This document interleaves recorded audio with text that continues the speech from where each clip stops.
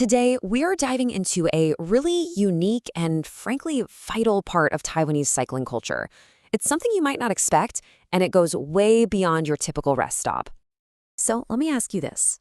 If you had to guess the absolute best place to take a break while cycling through Taiwan, what would come to mind? You're probably picturing some kind of sleek, modern cafe, right? With fancy coffee and overpriced energy bars. Well, you can just forget about all that. The most underrated, most authentic, and genuinely helpful stops are not what you'd think. That's right, temples. These incredible spiritual centers are so much more than just beautiful architecture. For any cyclist on the road in Taiwan, they are the ultimate pit stop. And in this explainer, we're going to break down exactly why that is.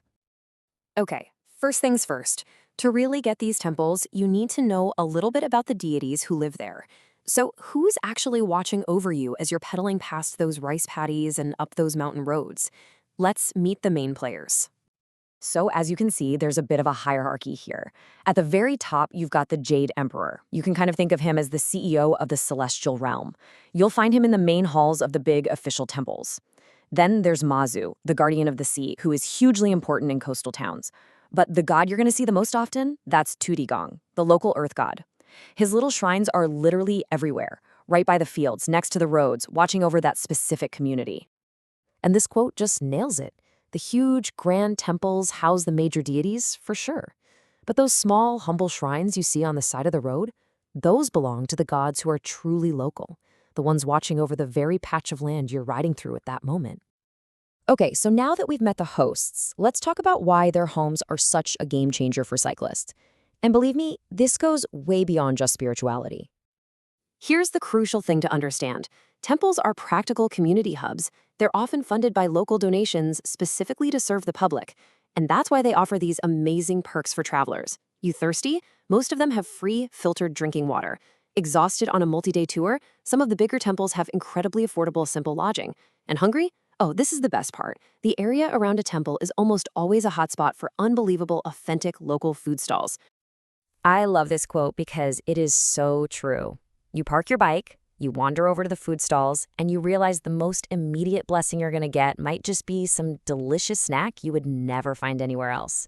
It's all part of the experience.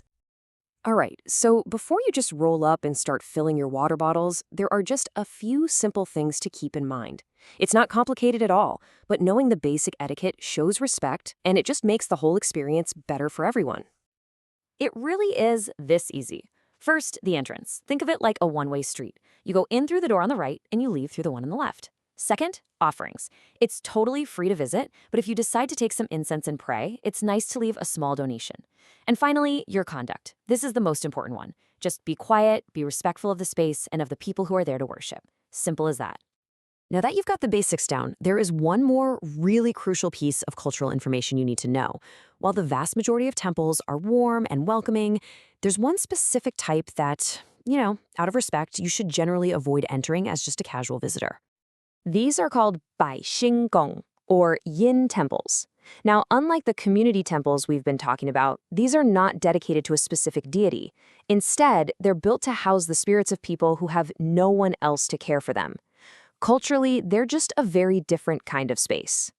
So how can you tell them apart? Well, it's actually pretty straightforward.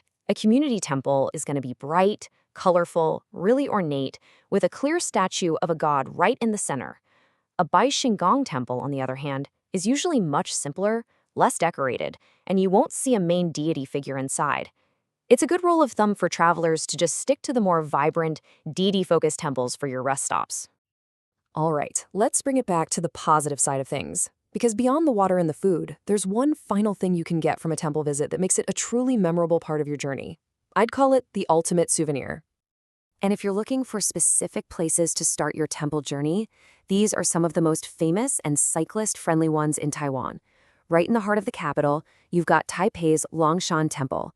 And if you want to visit the grand temples dedicated to Mazu, the goddess of the sea, then Beigang Chaotian and Dajia Zenlan are absolutely legendary stops. So you've got your helmet, you've got your gloves, your cycling computer, but what if I told you there's one more piece of essential gear you can pick up for your ride? And this is it, a small good luck charm, a Ping An Fu. It's a simple but really meaningful token from the temple. Look, you're not necessarily asking for a miracle, but for a little peace of mind, a blessing for a safe and smooth journey ahead. It's the perfect symbol of your spiritual pit stop. So the next time you're pedaling past one of these incredible buildings, don't just ride by. Pull over, fill up your bottle, grab a snack, and maybe, just maybe, get a little blessing for the road ahead. So, are you ready to make a temple your next favorite rest stop?